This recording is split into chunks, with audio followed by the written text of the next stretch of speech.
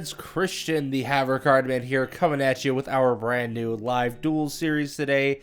These are just kind of more so casual fun duels than anything like a locals feature match or anything like that, which we might get to eventually. But this was actually kind of like a full team effort, and today we're actually going to see Lucas on the left here piloting Magikey versus Kris on the right with Magikey Suship, and an interesting blend that actually surprisingly works really well. So go ahead and hopping into game one here. We're going to get the die roll. Lucas is going to end up winning that one and going first here in game one. Going to normal summon the Magikey Suship to be able to then search for the Magikey Suship, and this is just going to give him full-blown combo here, be able to go straight into the Dark Infant and search the A Island from deck, which will just provide him with full free combo from here, because this will allow him to activate that and then special summon the Magikey from hand, giving him a free extender to go into his next Link monster and also search out another A Island from deck, which he actually had a really good play with this one, so I was actually kind of impressed by this. So he's going to go ahead and get his deck back here. He's actually going to activate AI Contact, send that A Island back to the deck before continuing on this plays here to draw another 3 cards, which looks like an AI Mechu, and a Magikey Suship, and then the third card can't quite tell. It looks like an Ash Blossom. Can't go wrong with playing extra hand traps in a deck like this. Alright, so now Link 2 into the Splash Mage. This will free up his main monster zones again, making the A Island live once more, which he has more attributes. He's going to go for the Doyon Magikey and be able to send back that, I believe, the Dark Infant here. He's going to take the Dark Infant and send that back to the extra deck, so he's got it for later. He's going to activate the Splash Mage now to go and summon back the Magikey, negating its effects. And this is going to take him straight into a Link 3 for his Dark Templar Magikey. Just kind of going over the cards here just to discuss everything. Make sure that all the plays are legal and just. There goes the Dark Templar on the field. And now he's got a follow-up here. He's got an AI Mechu as an extension. He can now reveal to search. I believe he reveals the water to be able to search. I think it's the Hiari Magikey, which is the water one. That as long as you have an Magikey, you can special summon.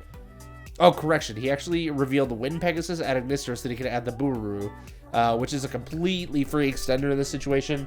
He's going to be able to get a dump to Graveyard, special summon it to the Dark Templar zone to get 2 extra bodies out. He has, like, full plays here, so... Oh, correction. He actually used the Magikey A Island to summon the Buru, which is totally fair because he has not summoned Wind with it yet. So, this will just let him send to the Graveyard. I think he sends... This is where he sends the Hiari, because he'll be able to revive that back to have a water attribute as just a bonus for his setup to get into the Arrival Cybers Magikey and make it that much bigger of a body. Alright, so going in here, he's actually going to use the Dark Templar to bring back the Hiari and the Magikey. With the Buru and the Magikey, he is going to actually go for the Wind Pegasus Magikey, which he revealed earlier. This will give him extra disruption in the graveyard as a follow-up on the next turn for a bounce, which is always great. I can't remember if it bounces or spins, but Wind Pegasus is just a fun card when it's in the graveyard. So he's actually just debating on where to go from here. I think he ends up just linking the 6 into the Arrival Cybers, and it looks like we are correct. So Kris is going to be facing up against a 4K Arrival Cybers Magikey, which is completely unaffected by card effects, and then just has some funny stuff for the follow-up play. Gonna set 2 and pass turn. Alright, Kris is gonna draw for turn here. He's gonna start off with the Rescue Rabbit and attempt to use its effect, which is going to meet the Ash Blossom very quickly.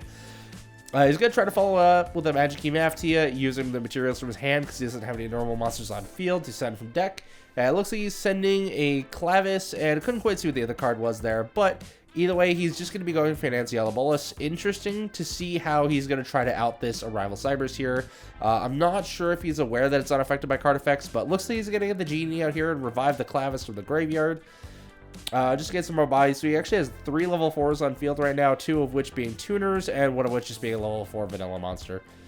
Okay, so just kind of thinking through his plays here, trying to figure out where to go. I've actually seen Kris do quite a few fun things with this deck, and the synergies between Magikey and Suships are quite surprising, actually. So to see him come up with this build is actually really cool. It's a very fun, like, roguish type of deck, and I think it can do some more stuff if given the chance. There's an instant fusion, going to bring another Nancy Bolus. That means 3 tuners, but, I mean, he's got Exceed plays as well, thanks to all of his Suship stuff. So, he's got options to go with here. There's going to go the Maftia, actually, because he does have the Clavis on field, but he's actually not using from the deck. He's just going to go straight for the level 8 fusion monster. And actually just realizing, like, that was the bet wrong play. I think something was illegal there, so they had to kind of backtrack a little bit. I'm not fully aware of Magikey stuff, but it looks like that was a a backtrack because there was something illegal about that. But here goes the level 8 synchro for Magikey, and that is going to meet the solemn strike very quickly, putting our boy Lucas here down to 6,500. And putting Kris in a very tough position. He's going to rank 4 here with his other 2 on field. Not quite sure what that is, to be honest. But hopefully it's enough to keep him in the game here. He's going to detach the Anciella Bolus, it looks like.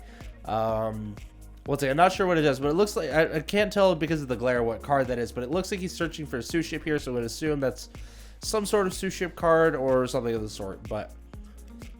not really sure exactly where Kris is going here. He might just be setting up follow-up plays in case he can't make anything else to get over that Arrival Cybers. I think he actually is just going to have to pass and hope that he survives this following turn so he can come back to him and maybe he'll have a chance to play.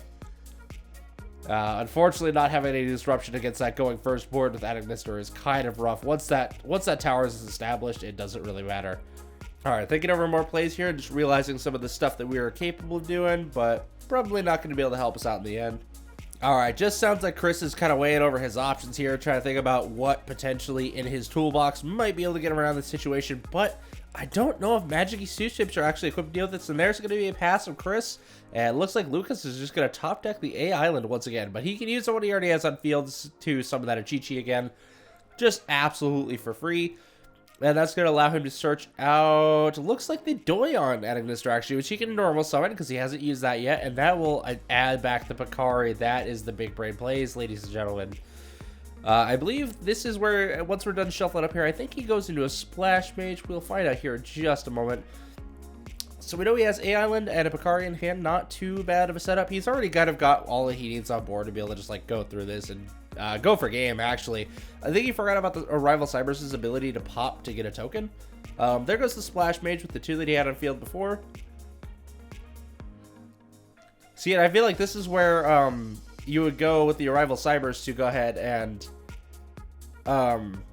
get the pop to get a token that you can Splash Mage, bring back a monster, make a Link 3 transcode, and then go for the access code. But he's going to go for the AI contact play because he wants the extra draws. So yeah, just kind of fishing for more extenders here, trying to find ways to like get around this. I don't know what the, once again, since I don't know the other monster as to what it does, it's hard to say that he could just pop over it because for all we know, that other monster is unaffected as well. I honestly just cannot tell. I mean, for all I know, it could be a Crooked Cook for whatever reason. So who knows? Alright, so Lucas is trying to figure out his plays here because he still controls a monster in the main monster zone, so unfortunately he's not as able to play as freely as he wants to. But that Splash Mage can revive anything that he wants from the graveyard since everything is Cybers and he does not care about being type locked. So he's going to revive the Bootaroo, which is going to have its effects negated, but he also has the Idol Reborn in hand to get the bonus play. Looked like he also had another Solemn Strike in there. He might be able to close this game out pretty quickly here. So there's going to go the Doyon with the Idol Reborn with the Bootaroo. He's going to summon, I believe, the Cybers Quantum Dragon. Interesting choice here. Can't remember precisely what that does, but I know it can be a bit of a powerhouse. And then he's going to use the Splash Mage to revive the Doyon and go for the Fire Phoenix at Agnister. What a play here. And now he's going to use, let's see here, I still can't tell what that monster is quite yet, but looks like he's just going to pop over that and go into battle phase and attack for game. Alright, so that'll be it for game 1, ladies and gentlemen. Lucas cleaning that one up pretty easy. They're going to go ahead and get into sighting here and figure out our new plays for this. I believe Kris does opt to go first, and we will catch you guys here in just a second with game 2. Alright, ladies and gentlemen, we are back for game 2 now here. Just getting the decks shuffled up and ready to go. Kris, like I mentioned, is opting to go first, and we will finally get a chance to see what Magikey Suship is actually capable of, especially going first. This deck can put up more interruptions than I had honestly expected, and it is quite exciting to see this deck actually be able to pop off and do something here. So, without further ado, let's go ahead and see Kris get rolling in here. So, I'm just going to go right off with the bat with the Magikey field spell here to search for, I believe, a Magikey Maftia. He did have a little bit of a confusion here. He tried to search the Genie and quickly realized, I think that was an incorrect play. I do not believe that the field spell can actually just search any Magikey card, but I could be very wrong there.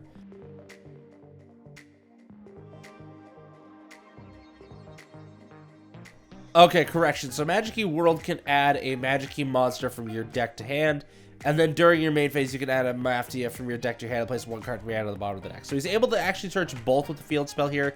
My bad on not reading that one all the way through, but getting the Maftia in hand, he's going to summon the Megalo Smasher and then use the Maftia to also send a material from deck here. So we got Megalo Smasher, the graveyard, and he's going to send the Suship, so that he can get those plays in rotation, as well as the Exceed monsters, if I remember correctly, do need the Suship as material.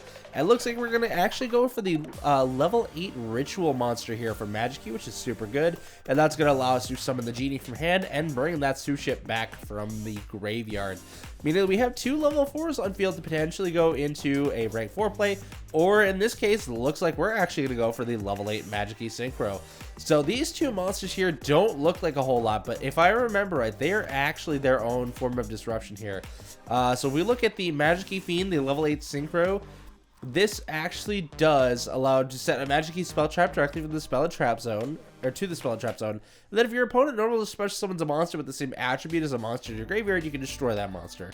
So he's setting himself up to be able to get a pop off for Agnister, as they have all of the attributes as well. So that actually is really good for our boy Kris here. And then with the level 8 Ritual, actually, this one, when your opponent activates an effect of a monster with the same attribute as a monster in your graveyard, you can negate the activation if you do destroy that card. So he's got a free negate here as long as it matches attribute to what's in the graveyard, and then he also has a pop on summon of what matches the graveyard. So he's actually going to use the Ritual monster here on the Ichichi normal summon to negate and destroy that. Lucas is going to follow up the AI Michu. Kris's 2 back row here don't seem to be doing too much in this situation. We do know that one of them is a Magikey Spell or Trap, as he did search them. And there's going to be the Picari Agnister to the hand.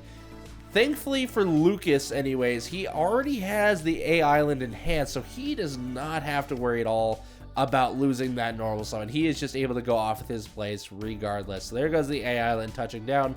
Alright, so on the activation of the A Island, Kris is actually going to activate the Magikey Unlock here, which is just going to negate and pop the A Island. But then Lucas is going to follow up simply by just setting 2, and looks like passing. He's got the Picari in hand. I believe the other one is an Ash Blossom here. Don't quote me on that. Alright, so going back to Kris here, he's going to draw for turn. It looks like he's going to use his level 8 Synchro to search for another spell or trap from his deck.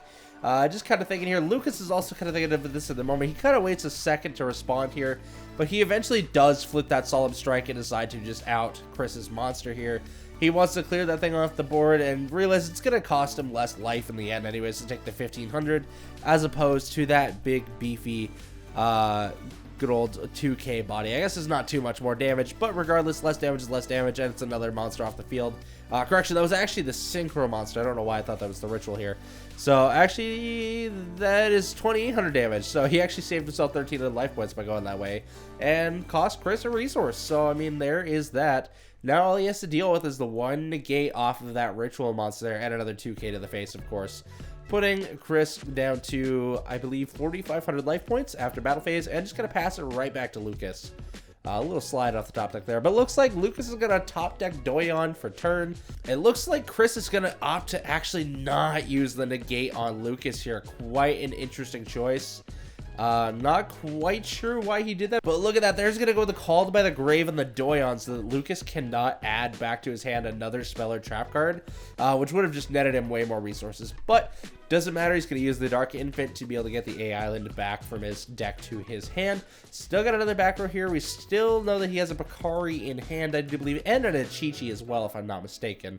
So he has full plays here. There's going to go the A Island touchdown, go for the Ichichi. Kris is going to attempt to negate with the Ritual, which is going to be met by a Solemn Strike. Talk about yikes. So there's going to go the Ichichi. It's going to resolve, get the Hiyari from the deck, which is just a free extender in hand. No problems there. Actually, if he special summons that from hand right now, that means he can go straight into the Dark Templar, which he is actually going to do. We're going to see him going right now because the Dark Templar specifically requires 3 monsters, not just 2+. So gonna hit that Dark Templar right now, clear out his main monster zone so the A Island is now live. He can summon the Picari and get double chain links here to be able to summon back with the Dark Templar and Surge with the Picari. Super, super wonderful play. He's gonna be able to get into his rival Cybers. He's gonna get extra resources. Lucas has everything he needs here. He's broken Kris's board. Looks like this is just gonna kind of be the end of it, ladies and gentlemen. He's gonna search the Idol Reborn. to get the bonus extender he needs to be able to just climb up and do some crazy shenanigans here. We're actually going to see the Hiyari and the Ichichi come back from the graveyard thanks to the Dark Templar now.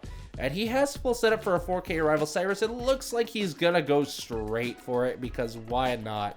Who doesn't want a big 4K unaffected body? So now all he has to do is be able to push for game. He's so far only has 4K on board, so he's halfway there.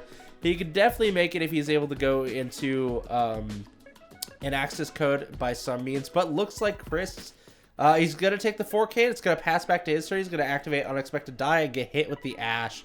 Lucas gets put on top deck mode after Kris just sets and passes, and looks like he doesn't even care. He's just going to attack over the monster with the Rival Cyberse, and then Kris is just going to scoop. He just doesn't have anything to deal with this. There's nothing he can really draw to get it past this, so that is going to be it for this. A quick 2-0 from Adagnister. Unfortunately, Magikey Suship not capable to take down this beast. So that is all we got for you guys today.